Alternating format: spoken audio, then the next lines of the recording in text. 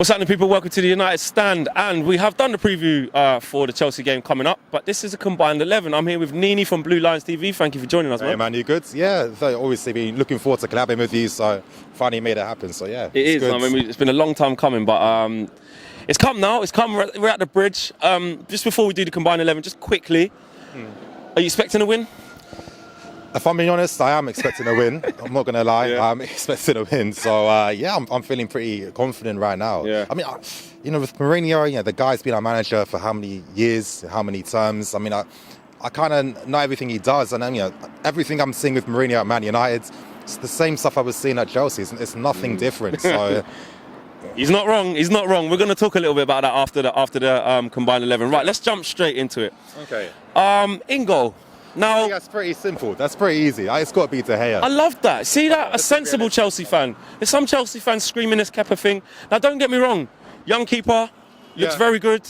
Like, I get it, but Kepa, you got to earn your corner a bit more, mate. Like, De Gea is still the best keeper. They're very, they're stylistically very similar to. Very acrobatic, very good distribution. You know what I mean? So, I don't know. I think De Gea's development and stuff, I think is, better than Kepa right now. But Kepa... what I love about the guy, and it reminds me of Petr Cech when he first came. Obviously, with Petr Cech, people were thinking, Cudicini, is he still going to be the number one? But Petr Cech was very quietly confident. He was putting in a lot of very good, assured, confident performances. Might not be getting, tons of reception and stuff, but I'm getting that same type of vibe from Kepa. He hasn't really been tested, but when he has, he performs, and the guy's confident, constantly. Looks like a good shot stopper. I'll give him that. Very good, very good. So I think it was great business pass. Yeah, 100%, because, Courtois definitely made his mind up and he left him on bad terms. Exactly. Right, we'll say it's going to be a 4-3-3. You lot play 4-3-3, don't you? We'll go for 4-3-3. So I did just do one with Chelsea, so make sure you guys check that off. 100% Chelsea. But this is United Stand. So, and you know me, guys. First of all, before we start, I always call it as it is. I don't do biased. I just say things as they are. So if you're going to be critical once we've done this combined 11, I don't really care. I'm just going to say it as it is. But it's all about your opinions as well, so drop them in the views and comments boxes below. Right back. We would either go with Valencia, Ashley Young. Dalot never plays. And obviously you've got Azpilicueta, who for me is a world-class defender. And of course, Zappa Costa, we're not going to talk about that guy. And for some reason, Sarri doesn't see Moses as a right-back anymore, which I'm not going to lie, that was my major surprise under Sarri. Yeah, he just took him straight out, innit? Yeah, because I was hearing stuff about he doesn't think he's great defensively, but it's just like, if you saw how Moses played against Jordi Alba in the Champions League, kept him quiet. You can do it, you can do it. You can't be average or bad and keep the best left-back in the world quiet. So, who are you going to... As a Man United fan, I'm being honest. Like, people, you guys know what I think about Valencia, so I'm not going to... If you don't know, I think he's past it. Yeah. He can't beat a player. He can't cross a ball. I think he's done out here as a right-back. Ashley Young, he's made his career at Man United as a left-back. As a right-back over someone like Azpilicueta, who's, for me, is a proper defender. You might argue that he's maybe a better centre-half in the free. But...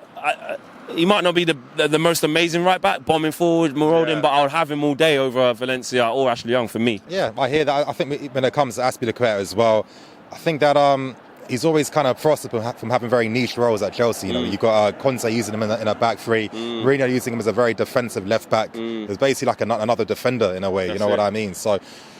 With Aspi, I've always felt like, I've got to be more patient with him because really stylistically, it's a very different role he has to play. And at times he is struggling a bit. Not struggling in terms of getting beaten by wingers left, right and centre, but in terms of, that build-up play on the right-hand side, That's not really in him, innit, in terms of like bombing forward, going on the overlap. Is that what you think's missing? Yeah, no, even though with Sarri, the right-hand side plays a more support role than the left. Yeah.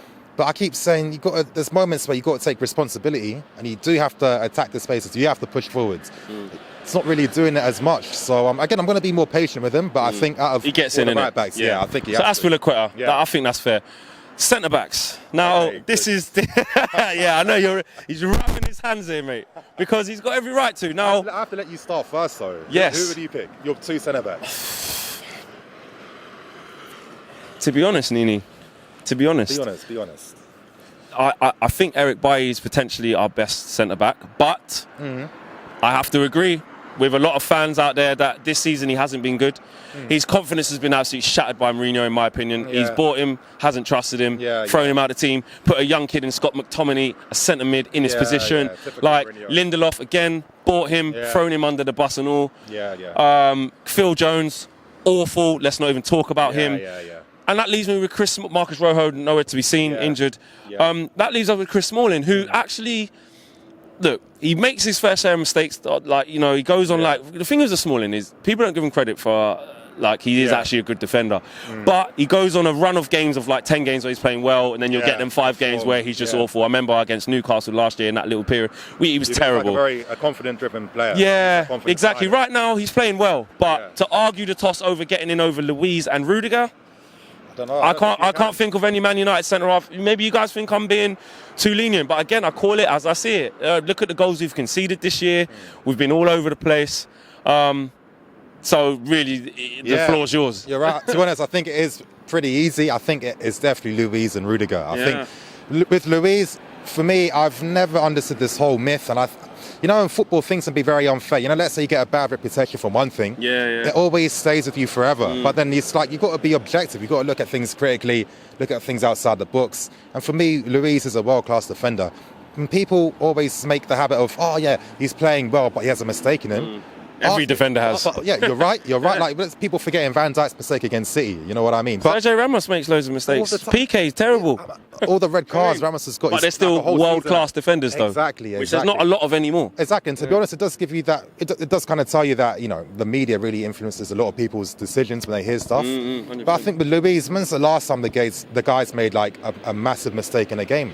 He hasn't done that. Distribution, I keep calling him and Rudiger. It's like having 2 playmakers in your team. Especially Luiz. Like, his passing range is phenomenal. One thing about Luiz, he can be rash and run out of his position and stuff, but left foot, right foot, pings, techers, 30 yards, straight to the foot, into the striker's feet, whatever, he's got it. And people think, you know, when you defend, so it's not just about winning your 50-50s all the time, it's about positioning, you know, how you're going to play out from the back. All these things factor in it. And I think Luiz, if you look at his overall game, he's fantastic. Rudiger, he's been impressing me this season as well. Fantastic passing range. I'm not seeing him being as rash, you know, he was... I've always seen Rudiger as very similar to Luiz in that sense, but it seems this season he's been a lot more composed when it comes to going in for tackles and stuff, and his positioning's looking much stronger than it was last year, so it's got to be them two. Guys, look, I know some of you might think, how are you letting some guys come on here flexing? Listen, I say it as it is. Like, it's not me trying to blow smoke up Chelsea's arse. It's just the truth. How could I stand here and say that Eric Bailly's had a better season than David Luiz or Rudiger? How could I stand here and say that even potentially Chris Smalling has? And obviously Phil Jones been if you guys think any different, again, I welcome you to drop reviews, but fair play. Left back. Now, we could say Ashley Young, but at the moment it's Luke Shaw for us. And then obviously for you guys, it's Alonso. It's a hard one because it's like, you know, when you look at Luke Shaw, you always just think potential. That's the first thing you think of. And it's just like... But lack of fulfilling it so far. But he's starting to. You know, I sympathise because everyone forgets Mourinho doesn't like attacking fullbacks.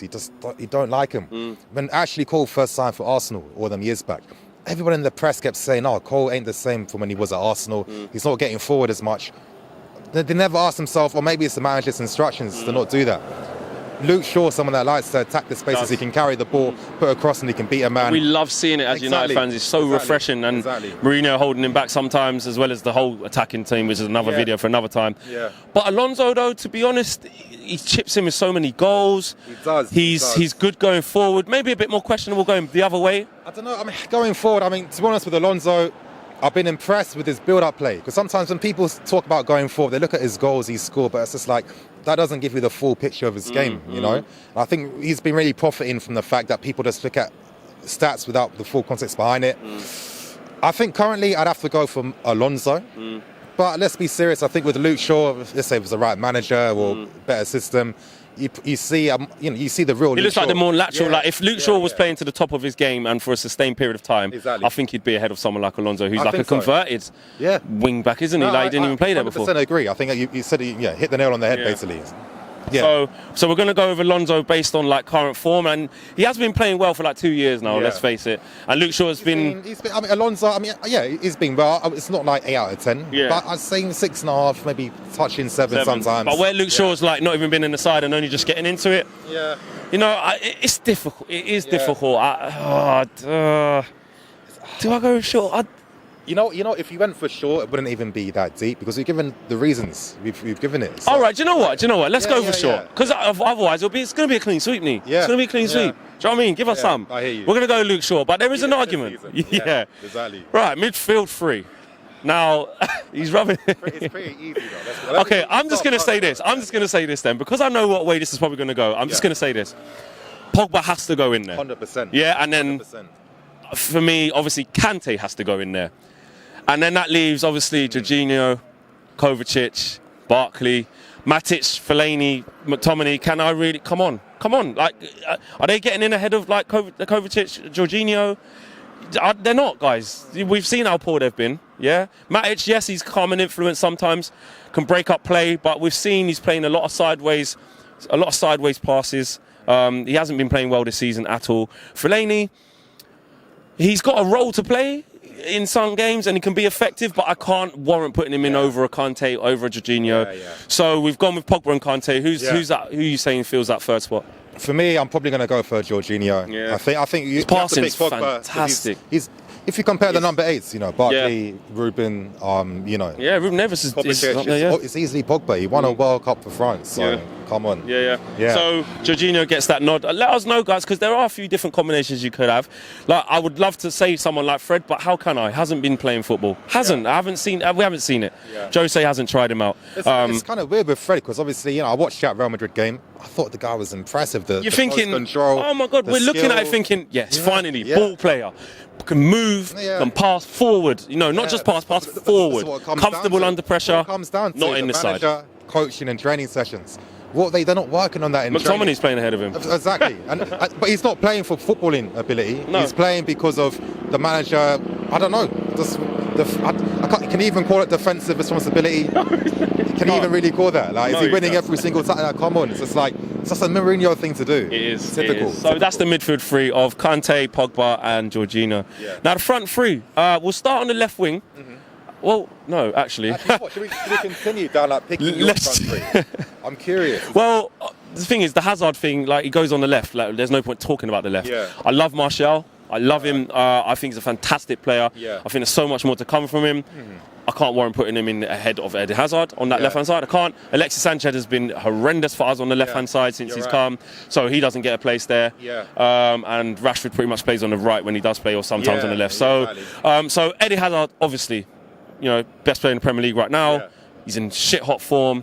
Sarri's got him playing when it looked like he was going to be out the door. He even said himself. And now he's coming out and saying, you know, I might be gone at the end of the season. But that's, again, different video for a different time. But Hazard's been unplayable, hasn't he? Yeah, I mean, I'm not going to lie. I'm not really surprised by it. I knew that Sarri would be the guy that would use him to his fullest potential type of thing. I think that I was always making this point about Insigne at Napoli. I mean, this guy's been fantastic this season. But even last year, you know, I'm looking at the passing stats because I'm a geek like that. Yeah. Insigne played 1,000 more passes, basically, than Hazard did last season. And I just thought to myself... It's not because he's a better player. No, not even that. Yeah. I was thinking to myself, imagine Hazard with the next 1,000 passes, but most of them are going to be in the opposition half. Yeah. He's only if the guy is getting, let's say, averaging 16 goals a season, playing in systems where he's not getting the best out of him, what's he going to do under a manager where you're going to get more touches of the ball? Let's let 50% more touches because he only played 1,000 something last year. So it's a crazy amount. And I just knew immediately that Hazard was going to literally be amazing this season. So and it's definitely panned out that way. No one, none of you lot can argue with that. Yeah. Up front, for me, I don't know what you think. Be interesting to get your thoughts. I think Murat's shit. You know what? I'll tell you my thoughts right now. I'm going to be controversial. I'm going to be outside the box a tiny bit. Yeah. Now, here's the thing. I actually do like Lukaku. I do rate him. But I'm looking at that front three, what it could potentially look like in this combined 11. I keep thinking of Alexis Sanchez. Now, here's the thing. His best season is when he was playing up front as a striker. Let's be serious. I think that Sanchez up front, let's say he continued that form playing up front, there wouldn't be any bad form. Let me ask you something, Nini. You've been watching United stand. It seems like Nini's been watching every single video of United stand and is listening to a lot of United fans, because what you just said, we've been screaming out. Listen, because he's been dead from the left. He can't beat a player. He doesn't go on the outside. He just cuts in and tries the same thing. But through the middle, he wants to be in central areas. Yeah, you're right, exactly. And if you want to use him on the left to start, you've got to have someone making space. You've got to have the fullback constantly pushing wide, creating the space in the half space, which don't happen. So I think with Sanchez, I think, I'd probably have him up front. You know what? That's a very... I didn't think the conversation would go that way. It's not something I thought about in terms of actually putting it in a combined 11, because we haven't seen him up front and he hasn't played there. It's kind of like, let's not. But then that is a bit more balanced. Do you know what, Nini? I like that. Let's go with that. Hazard on the left, Sanchez up front. Let us know if you think there's no grounds to do that, because Lukaku still has got 4 goals this season.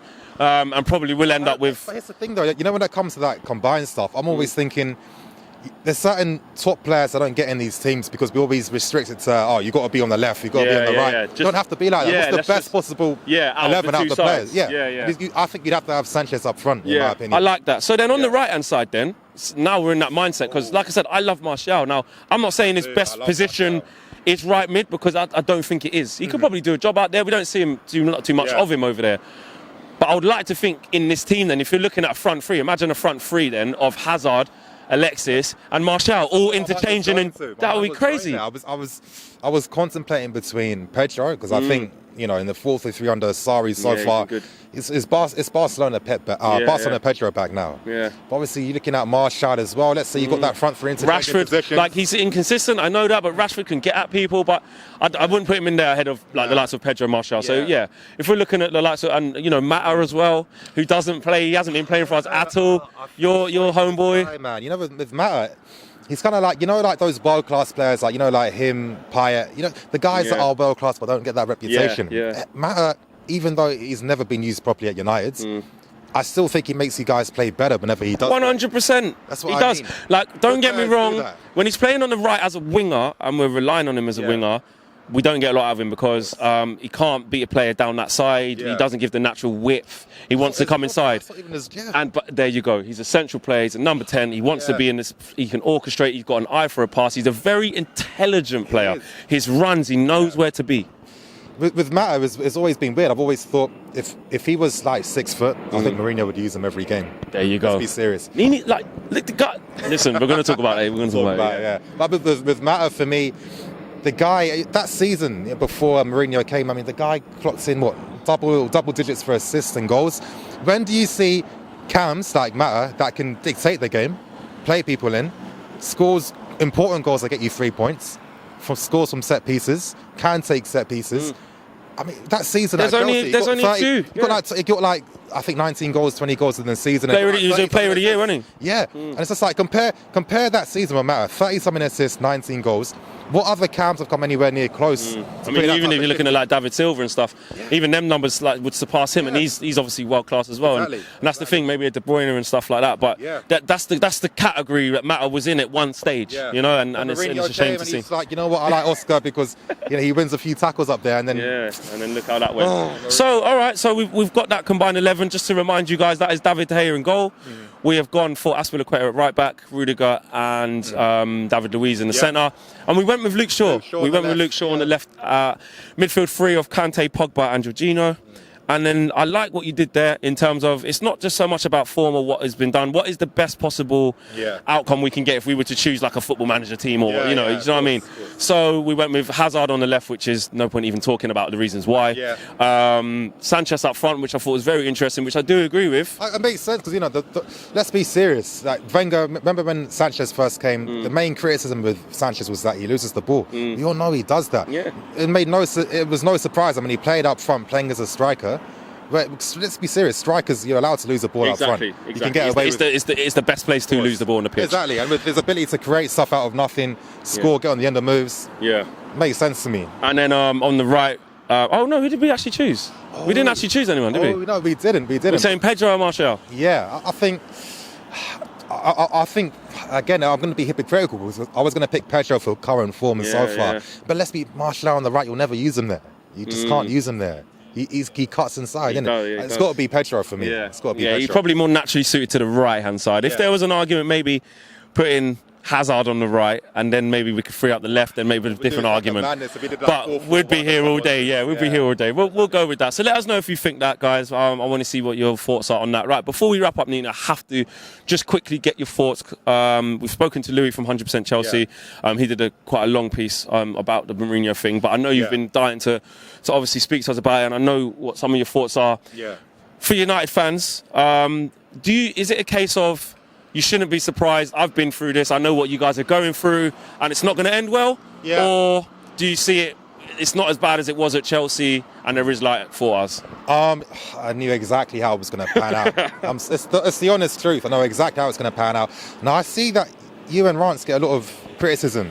I mean, Rance get a lot of criticism from United fans, and it's this typical thing in football where it's like fans have to create these divisions within themselves, but then you've got to look at the bigger picture. You've got to think, well, has Mourinho been a next player here? Has Mourinho been a manager for 10 years? Exactly, we don't owe him anything. He's not a Man United legend. He's just an employee. That's the reality. I might sound harsh, but it's the reality. So I don't understand why there's this culture, I think, especially in this country, where it's like manager first over everyone. I don't know where that came to be, because when you're a manager, it's not just about doing the tactics, it's about looking after the squad, getting the training, the mental well-being as well of the team. There's a lot of stuff in there, and we're seeing that constant issues all the time from Mourinho, where he just can't seem to do that. And me personally, I think the mistake, again, it's a bit rich coming from me, but I think that he needs to profit from a year out, a sabbatical. Pep, Mourinho needs to take a break and find himself again, do some soul searching. I'm being serious, but Pep, when Pep left, he took a year out. Yeah. If he didn't take a year out, you 100% know he would have tried to brought tiki-taka to Bayern, and it wouldn't have worked, because they don't have the players to do that. Mourinho keeps trying to force his football into teams that don't get the best out of him, and it's like, I've always felt, he always gets the best out of older guys, because it's like, think about it, you're 28, 29, you've kind of like mastered your game already. You get to that point where it's like, I'm going to retire in 3-4 years. What's my trophy cabinet saying? What am I going to look back on when my career is over? So this is why players like that are more willing to buy into what Mourinho's doing, because they want to get something out of it. You know what I mean? But if you're a young guy, where let's say I don't know, you're an Oscar, you're a Pogba, you're still trying to find yourself, you don't know what your limits are just yet. I mean, you've got these tactical systems that always restricts how much you can do all the time. After a while, if you're a Pogba, you're going to be sick and tired of it. I don't blame the guy at all. I'll be the same. People got to deep it. If you're a football player, and let's say you're not being used to your strengths, you're going to have a natural arrogance in your ability, because this is why you're earning this money you're earning. This is why you cost the money you cost. Let me do my job. It's the same as if you work in an office, though. Like, I've used the analogy so many times. If you're on the IT department and someone from the finance department comes and working on your desk, in place of you, you're going to say to your manager, hold on, I'm the one with the master's degree in finance or IT, whatever. Who's this guy? Exactly. No, you're 100% right. And it's just like, I don't get why people don't deep it. It's just like in football, people create like, football is completely different to the real world. But the real world principles apply to everything when you work. You know what I mean? So I don't know, with Mourinho, it's a bit frustrating, because, I mean, I'm not going to lie, I'm going to sound a bit contradictory, but, I mean, I do like him, his character, do you still think he has it, though?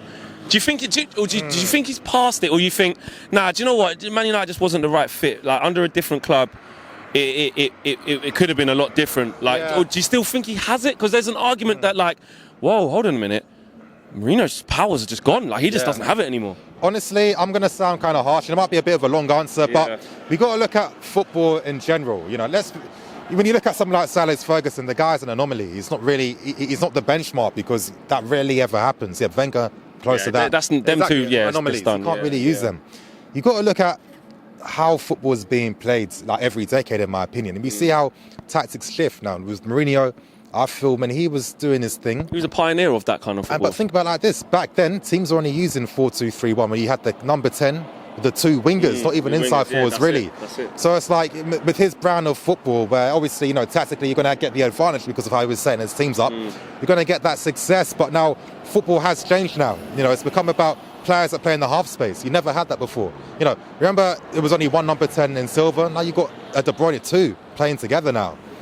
Football's changed, and this is why those defensive tactics don't really work as well. And it makes sense, when the type of defensive football was profiting, it was hard for teams to really come and, beat that style and win games. But then, coaches, new coaches came out from nowhere, like Klopp, for example, and then they were like, we have to fight one extreme with another extreme. We have to try and use a much more attacking style of football, counter-pressing to try and win the ball higher up the pitch, because this is how you can beat these defensive low-block teams. And this is why I feel his tactical systems kind of stifled and looks a bit dated. And he's not the only one. I look at Antonio Conte.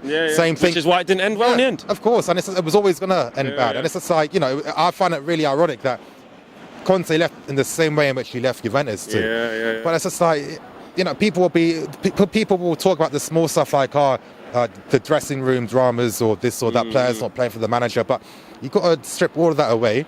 Just really analyse what football is today. Look at how Mourinho was doing well in his time and can look at managers who are doing well today. And we can see there's a certain style of football that the top teams are playing now that gets the best out of them. I 100% agree, Nini. And before you guys think, it's a setup, I've brought Nini on just to back up what me and Rance are saying. It's not that at all. And, it's all about opinion. There's going to be guys, girls, kids, some of you guys watching at home who literally disagree with everything that Nini just said or things that me and Rance have been saying. And it's not a witch hunt. It's not like I don't want Jose Mourinho to get it right. I say this time and time again. I want him to prove me wrong. There's nothing more than I would love for us to stuff you on Saturday, then stuff Juventus, then when we come to play City, beat them, beat Juventus away, turn it around. I would love it. But when the does that ever reality. happen? Exactly. When has there ever been examples of managers turning it around? Haven't seen the evidence. Maybe I should stop this style of football which I profited from and got success and do something that you don't work like that. This is why managers, they have their philosophy from when they're doing their coaching badges. Like, okay, I like this type of football. I'm going to pursue this and try and master it, do as best as I can. You don't get jack of all trade managers that can play attacking, that can defend, that can... It's one or the other. It is, exactly. And this is why, for me personally, I'm going off a bit of a tangent here. I always look at the people at the top of clubs because you're the ones that make these decisions. And that, do you know what? Just before another thing, because it isn't all Mourinho's fault. We've got so much wrong at Man United at board level. We're a mess. The Glazers are sucking money out of the club. We got Ed Woodward making football decisions when he's a businessman, and there's so much wrong. It's not just Mourinho. I'm just talking about this now because of the Chelsea side of it. I wanted to get Nini's do you know what I mean? I wanted to get your views on that, but we're not under any illusions. I'm certainly not as well in terms of that. I'm not just blaming Jose, But look, we're going to wrap it up now. But thank you so much for talking to us. I know it's been a long time coming. Let everyone know the exact channel. You guys, my channel is Blue Lines TV. It's a Chelsea channel. I know it's a Man United channel, but again, I like watching lots of different fan channels. I just like football in general. If you want to hear more insight in terms of my opinions on Chelsea and stuff, Blue Lines TV is my YouTube channel. The link will be in the description. Make sure you check out Nini. He's a very insightful guy. Whereas me and Rance are just kind of going off for one sometime. Nini's he sticks to the facts. Well, we stick to the facts, but the way you dissect it, you look at tactics, analysis. It's a big, deeper level. So, very good channel to look at. Top content. Prediction quickly. What's the score going to be? I think I see us conceding, but I'm going for 3-1 to Chelsea. So confident. Why not? Why shouldn't they be? I'll tell you guys this. When we beat you guys 4-0, I said in my channel, in my match preview, I was confident. I said everyone, we're beating United 4-0 tomorrow. I saw how the game was going to go. Came out to be. I'm getting that same feeling for Saturday. So I can't. In terms of his optimism and his confidence, I can't knock him. But it is my team. There's something about me, even if I deep down feel we're going to lose, there's something about me saying we're going to lose 100% that I just struggle to do. Because it's just football. You can't. So I'm going to say it's going to be a draw.